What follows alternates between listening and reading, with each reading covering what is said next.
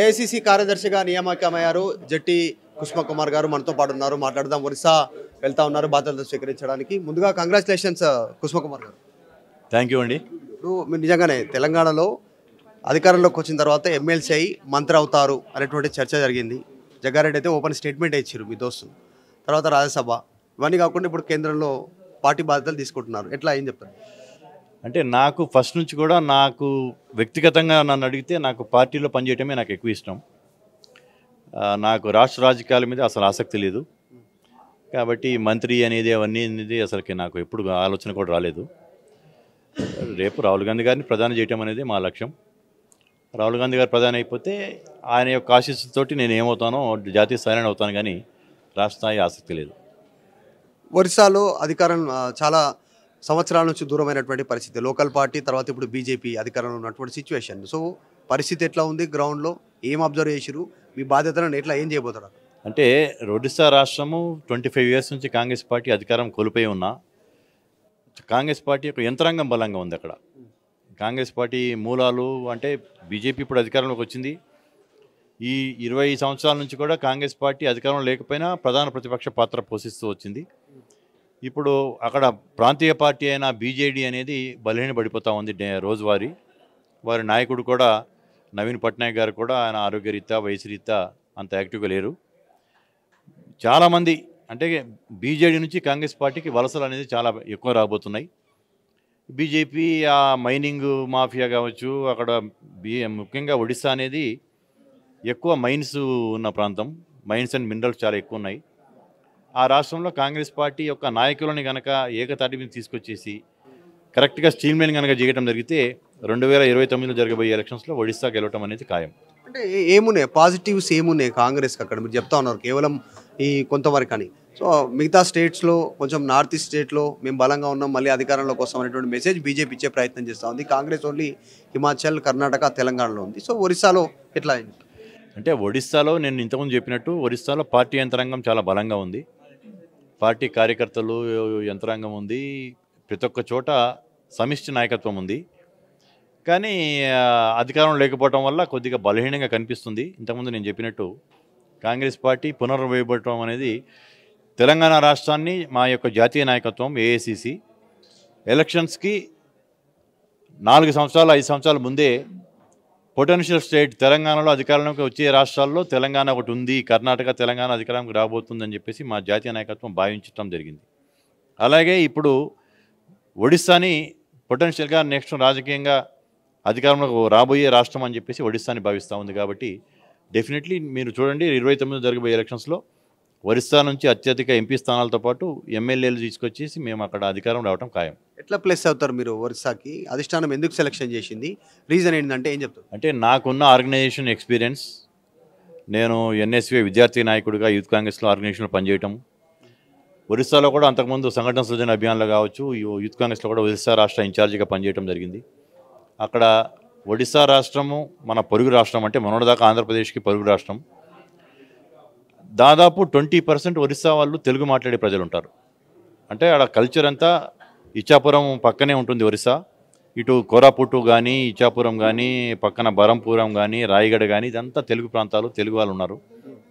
నేను వెళ్ళటానికి కూడా నాకు చాలా ఇదిగా ఉంటుంది. ప్లస్ భాషాపరంగా కావచ్చు, నాకు హిందీ వచ్చినా కానీ తెలుగు మాట్లాడే వాళ్ళు ఉంటారు కాబట్టి నన్ను అక్కడ ఓన్ చేసుకుంటారు. ముఖ్యంగా ఆర్గనైజేషన్ స్టైల్ నేను చేయగలను, ఆర్గనైజేషన్ అనుభవాలు ఉన్నాయి కాబట్టి నన్ను ఒరిస్సా ఎంచుకోవడం జరిగింది.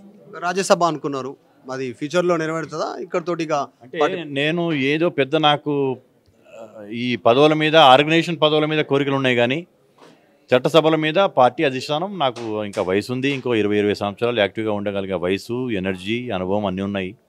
కాబట్టి డెఫినెట్లీ ఫ్యూచర్లో రాహుల్ గాంధీ గారు కనుక నా మీద ఆయనకి ఎట్లాగ అభిమానం ఉంది, ఆయన తలుచుకుంటే అది అనేది పెద్ద కష్టం కాదు. స్టేట్లో ఎట్లాంటి సిచ్యువేషన్ ఉంటుంది? కాస్త జూబ్లీస్ తర్వాత కాస్త వాతావరణం డిఫరెంట్గా కనిపిస్తూ ఉంది. జూబ్లీ హిల్స్ అది మా సీటు కాదు. గత మూడు టర్మ్స్ నుంచి జూబ్లీ హిల్స్ కాంగ్రెస్ పార్టీ ఓడిపోతూ వచ్చింది. 14 నుంచి 9లో గెలవడం జరిగింది అంతే మేము. కానీ ఈ గెలుపు అనేది ఒక జూబ్లీ హిల్స్ వరకే పరిమితం కాదు. దీని ప్రభావం అనేది నెక్స్ట్ గ్రేటర్ హైదరాబాద్ మీద పడుతుంది. కాబట్టి కాంగ్రెస్ యొక్క నాయకత్వం, ముఖ్యంగా ముఖ్యమంత్రి రేవంత్ రెడ్డి గారు అంత సీరియస్గా దాన్ని మానిటర్ చేయడం జరిగింది. జూబ్లీ హిల్స్ కోసమైతే ఒక ఎమ్మెల్యే గెలిచినా ఓడినా మాకు వచ్చేది ఆల్రెడీ మాకున్న సంఖ్య ఉంది, మెజారిటీ ఉంది. ఇంకొక సభ్యుడు అడిషన్గా యాడ్ అవుతాడే కానీ దాని ప్రభావం కంటే కూడా నెక్స్ట్ జిహెచ్ఎంసీ కాంగ్రెస్ పార్టీ కవిసం చేసుకోవడానికి ఈ యొక్క గెలుపు అనేది నాంది పలుకుతుంది. ఇందాక ఒక మాట అన్నారు, ప్రత్యక్ష రాజకీయాలకు పెద్దగా ఆసక్తి ఉండదు, ఆర్గనైజేషన్ మీదే కాన్సన్ట్రేషన్. ఎందుకు ఆసక్తి ఉండదు? జనరల్గా రాజకీయాల్లోకి వస్తే నేను ఎమ్మెల్యే కావాలి, అసెంబ్లీ కావాలి. నాకు మొదటి నుంచి కూడా నేను ఎన్ఎస్వే నుంచి కూడా విద్యార్థి దశ నుంచి కూడా ఎందుకంటే నాతో జనరల్ సెక్రటరీగా పనిచేసిన వాళ్ళు, నా కింద సెక్రటరీస్గా పనిచేసిన వాళ్ళు కూడా ఎప్పుడో మంత్రులు ఎమ్మెల్యేలు అయిపోయారు. నాకు ప్రత్యక్ష ఎలక్షన్స్ నిలబడే ఆసక్తి లేకపోవటం, ఆర్గనైజేషన్ మీదే ఇంట్రెస్ట్ ఏర్పరచుకున్నాను నేను మొదటి నుంచి. కాబట్టి ఇప్పుడు ఆల్రెడీ ఆర్గనైజేషన్లో నేను ఒక 35 సంవత్సరాల నుంచి ఆర్గనైజేషన్లో ఉండటం వచ్చింది. కాబట్టి ఈ టైంలో నేను ప్రత్యక్ష రాజకీయాల్లో నాకు అసలు ఆసక్తి లేదు. చివరిగా జటి కుసుమ కుమార్ గారు, జాతీయ రాజకీయాల్లో అవగాహన ఉందంటున్నారు. కొన్ని డికేట్ చూస్తే 3rd టైం బీజేపీ అధికారంలోకి వచ్చింది. సో మళ్ళీ 4th టైం మేమే వస్తామనేటువంటి స్టేట్మెంట్ చేస్తూ ఉన్నారు దేశవ్యాప్తంగా బీజేపీ నాయకులు. సో పరిస్థితులు ఎట్లా ఉన్నాయి? అట్లా ఉందా? కాంగ్రెస్కి అనుకూలం ఉందా? ఫ్యూచర్లో పరిస్థితులు అట్లా అనుకూలమైతే? చెప్పడానికి ఎవరికాలు చెప్పుకుంటూ ఉంటారు. మీరు 1985లో చూసుకుంటే కాంగ్రెస్ పార్టీ 411 స్థానాలు, ఇప్పటిదాకా రికార్డు. అంటే పండిత్ నెహ్రూకి, ఇందిరాగాంధీ గారికి కూడా రానన్ని స్థానాలు రాజీవ్ గాంధీ గారికి ఆ రోజు వచ్చినాయి. ఆ రోజు బీజేపీ యొక్క సంఖ్య 543 పార్లమెంట్లో 2. అంటే 2 నుంచి వాళ్ళు 300 దాకా వచ్చిన వాళ్ళు మళ్ళీ 300 నుంచి 2కి రావడం అనేది పెద్ద ఇది కాదు. కాంగ్రెస్ పార్టీ 400 నుంచి ఇప్పుడు 99లో ఉంది. కాంగ్రెస్ పార్టీ ఫ్యూచర్లో డెఫినెట్లీ వస్తుంది. మేము ఎంత ప్రధాన ప్రతిపక్షంలో ఉన్నా కానీ 22% కంటే ఓటు శాతం ఎప్పుడు తగ్గలేదు కాంగ్రెస్ పార్టీది. కాబట్టి వాళ్ళు ఎక్స్పైరీ డేట్ అంటూ దేనికైనా ఒకటి ఉంటుంది. కాంగ్రెస్ పార్టీ స్వాతంత్రం వచ్చిన కాడ నుంచి నిరాటంకంగా 5-6 ఎలక్షన్స్ కాంగ్రెస్ పార్టీ గెలవడం జరిగింది. తర్వాత ఆపోజిషన్లోకి వచ్చేసాం. ఒక 9 ఏళ్ళు అధికారం కోల్పోయినాక మళ్ళీ అధికారంలోకి వచ్చాం, 10 ఏళ్ళు ఉన్నాం. ఇవన్నీ సహజం. ఇదంతా నెక్స్ట్ భారతదేశ ప్రజలు రాహుల్ గాంధీ గారి వైపు చూస్తున్నారు. రాహుల్ గాంధీ గారు ప్రధానమంత్రి కావడం ఖాయం. దానికి మా యొక్క శాయశక్తిలో మేము అందరం పనిచేస్తాం.